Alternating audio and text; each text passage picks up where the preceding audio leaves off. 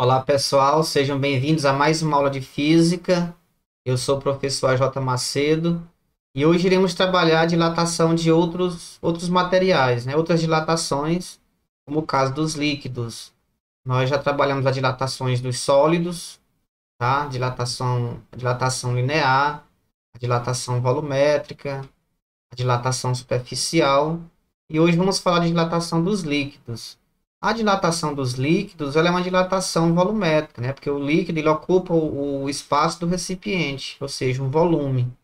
Então, hoje vamos falar basicamente dessa dilatação dos líquidos. Tranquilos? Então, vamos aí para mais uma aula de física.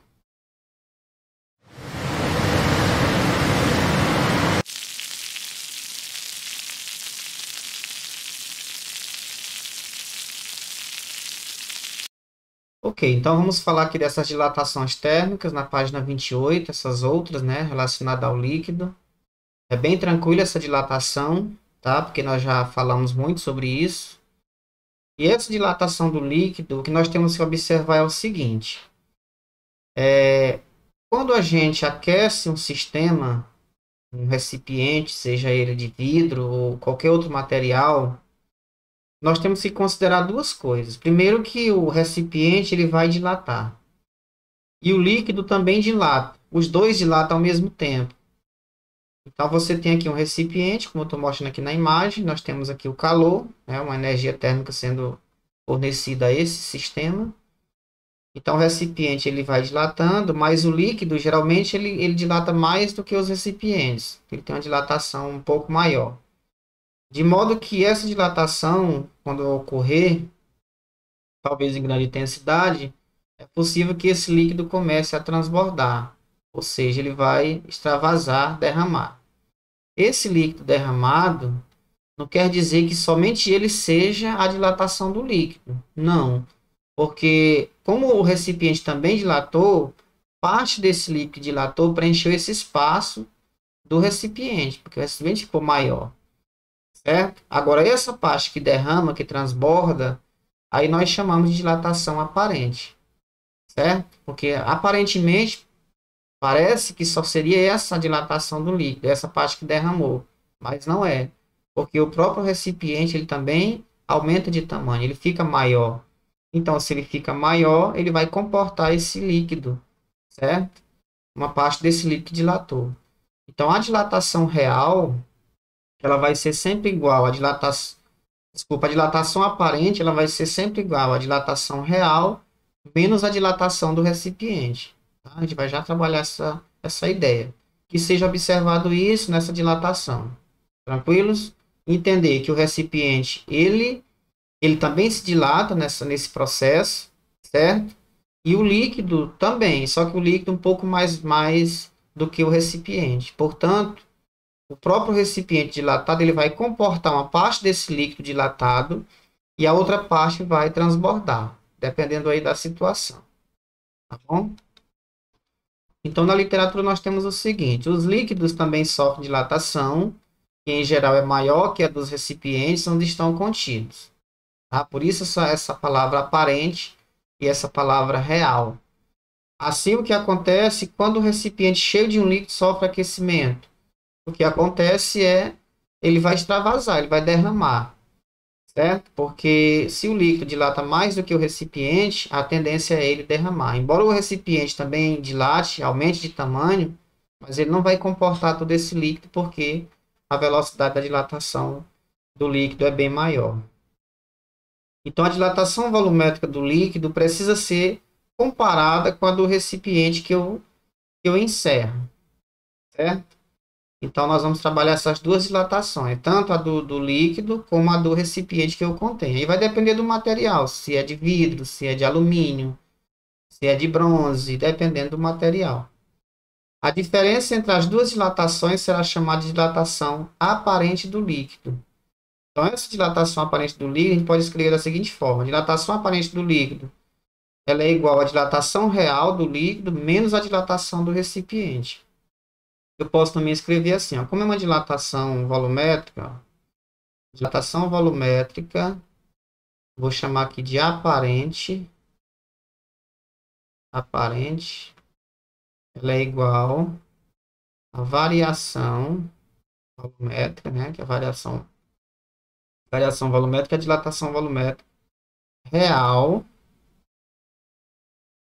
menos a dilatação do recipiente. Variação da dilatação do recipiente. Recipiente.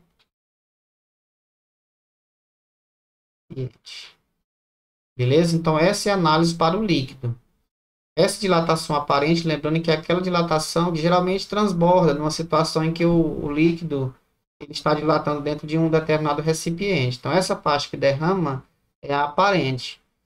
Por que essa palavra aparente, como eu já falei? Porque aparentemente parece que só seria essa parte do líquido que estaria dilatando, essa que está derramando, mas não é. Parte do líquido dilatado também vai preenchendo o espaço do recipiente que também dilata no processo. É importante que seja observado isso. Tranquilos? Então, essa é a expressão que nós vamos estar usando agora, daqui para frente, tá? Vamos analisar aqui mais uma imagem, só para a gente concluir essa parte. É uma aula bem rápida, bem simples, pode ver que o material é bem curto mesmo. Nós temos aqui uma certa quantidade de líquido, nós temos aqui uma temperatura inicial, certo? Nesse determinado volume. Há um aquecimento, nesse caso a temperatura final é maior do que a inicial, então nós temos um aquecimento desse sistema, para que tanto o recipiente vai dilatar, ele vai aumentar de tamanho, como o líquido também vai dilatar. E esse líquido que dilata, que ultrapassa a quantidade do recipiente, que é o que nós chamamos de aparente. O líquido extravasa porque ele se dilata mais que o recipiente. Então, esse líquido aqui que derrama, que é o chamado aparente, que é a dilatação aparente. E para a gente chegar nesse resultado, nós precisamos calcular a dilatação do líquido menos a dilatação do recipiente. O resultado é essa parte que extravasa, ou seja, que derrama. Tranquilos? Então vamos seguir aqui, ó. Vamos para uma questãozinha rápida para a gente concluir essa aula. Essa aula vai ser mesmo bem rápida. É só para fechar esse assunto aqui de dilatação. Lembrando que na próxima semana eu coloco atividades sobre esse assunto. Ainda estou vendo pouco acesso no material, poucas pessoas assistindo os vídeos, fazendo as atividades. Então é importante que vocês participem, né, tá? Estudem esse conteúdo, façam perguntas, mandem alguma dúvida que surgir, tá bom? Para a gente estar resolvendo. Então, a questão 7 desse exercício resolvido, tá? Desse material, ela já está resolvida lá no nosso material, vou só explicá-la. Então, um recipiente de vidro Pirex com 2.000 ml de capacidade está cheio de álcool etílico, certo? Aqui vamos analisar a situação do álcool. Está a 15 graus Celsius. Se a temperatura for elevada até 25 graus Celsius, que quantidade de álcool irá extravasar do recipiente? Beleza? A pergunta é essa. O que vai extravasar? Ou seja, o conteúdo que extravasa, o líquido que extravasa em determinada situação, ele é chamado aparente. Então, aqui nós temos uma situação bem simples para utilizar nosso conceito anterior. Nós vamos calcular aqui a dilatação aparente do álcool, certo? Então, os dados que nós temos é a dilatação volumétrica do álcool etílico é 0,0011 graus Celsius a menos 1. Aqui faltou menos 1 e menos 1 aqui. Para o vidro Pirex, temos que o alfa, que é o coeficiente de dilatação linear, é 0,0003 graus Celsius a menos 1. Logo, o gama dele é multiplicando por 3. Lembra que o volumétrico é 3 vezes o linear. Então, 3 vezes alfa, que é 3 vezes 3 aqui, vai dar igual a 9. Então, nós temos aqui as duas informações dos coeficientes. O que nós vamos fazer? Nós vamos calcular a dilatação do álcool, depois a dilatação do recipiente. E aí, por último, nós vamos fazer a diferença que é a dilatação aparente. Tá certo? Então, vou só pegar aqui as informações. Primeiro, eu vou transformar esses valores aqui, ó, em potência de 10. Não vai ser nem notação científica. Potência de 10 mesmo. Por exemplo, aqui o coeficiente do álcool, né? O gama do álcool. Eu vou fazer aqui uma transformação nele. colocar ele em potência de 10. Ele é 0,0011. Eu vou trazer a vírgula uma casa, duas, três, quatro. Então vai ficar 11 e multiplica 10 a 4. Graus Celsius a menos 1. O do recipiente, do vidro, Pirex no caso, eu vou chamar aqui de gama Pirex, vai ser igual. Ele é 0,1, 2, 3, 4, 5, 3, 4, 5, 9. Então vai dar 1, 2, 3, 4, 5, 6 casas. Então vai ficar 9, 10 a menos 6. Eu coloco assim notação científica ou potência de 10 para facilitar nossos cálculos. Então, sempre que possível, faça isso que é melhor. Vamos lá, as informações que nós precisamos. Primeiro, nós já temos o volume inicial. Isso é suficiente, tá? O volume inicial são 2.000 ml. 2.000 ml. E a variação de temperatura, o delta θ, é a temperatura final, que é o 25. Menos inicial, que é o 15. Menos 15 é igual a 10. 10 graus Celsius é a variação de temperatura. Agora vamos calcular, primeiro, a variação de volume para o álcool. Seria a dilatação real do álcool. Vai ser quem? A dilatação do álcool vai ser igual a gama, multiplica o volume inicial, e multiplica a variação da temperatura.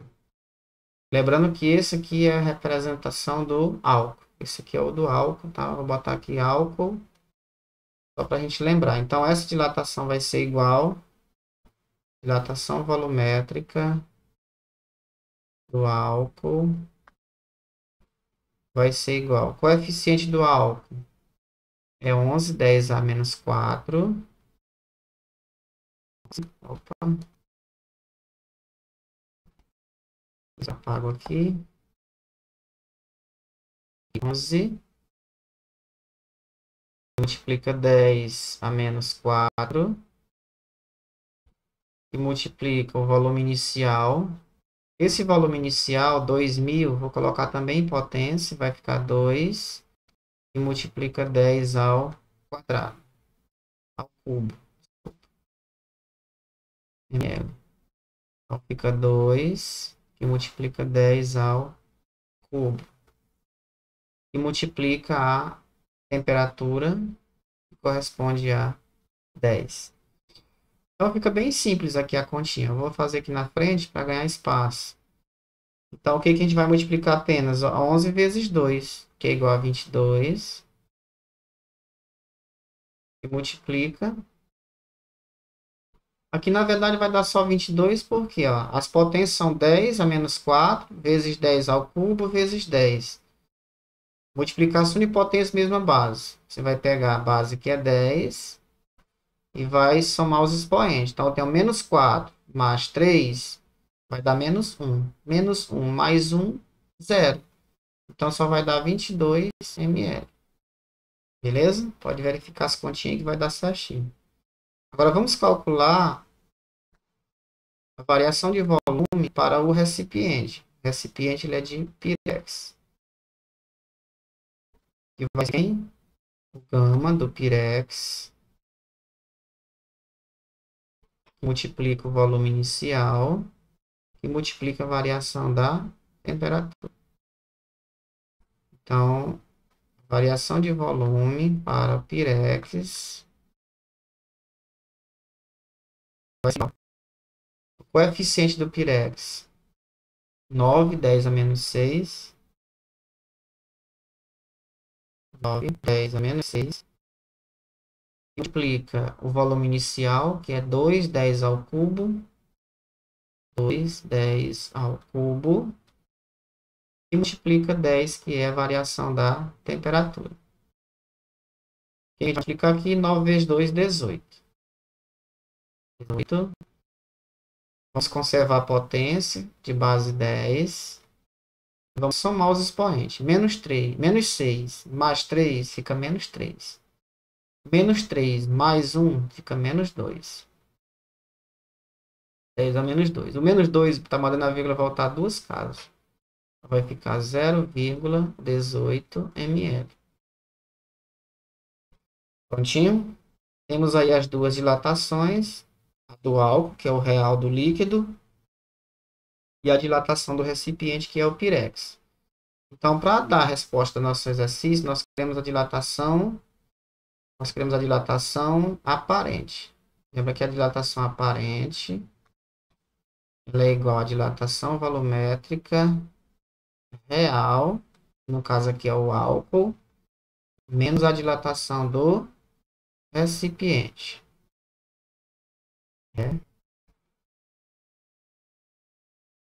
Recipiente. Vou colocar os resultados. Então, a dilatação aparente é o ΔV. Vai ser igual. Essa dilatação real é a dilatação do álcool, que é 22 ml. 22. Menos a dilatação do recipiente, que é 0,18. 0,18. Isso aqui vai dar igual a 21. Menos 0,18 vai dar 21,82. Tá? Já tem aqui o resultado, tá no nosso material, só para a gente concluir mais rápido. Então, deu 21,82 ml, certo? Nesse caso aqui, a dilatação aparente foi essa quantidade, tá bom? A gente observa que foi muito porque o álcool ele dilata muito rápido. Dilata mesmo, é bem volátil mesmo. Ele tem uma dilatação bem avançada, tá certo? Então, pessoal, nossa aula de hoje era isso, tá? Era isso que eu queria mostrar para vocês hoje. Tá? Concluindo essa parte de dilatação, na próxima sexta eu ponho atividade para vocês fazerem, para fechar esse assunto, tá bom? E aí vamos lá, vamos fazer as tarefas, vamos participar mais. Estou vendo pouca participação, tá? Então se cuidem, tchau para vocês e até a próxima aula. Tchau, tchau.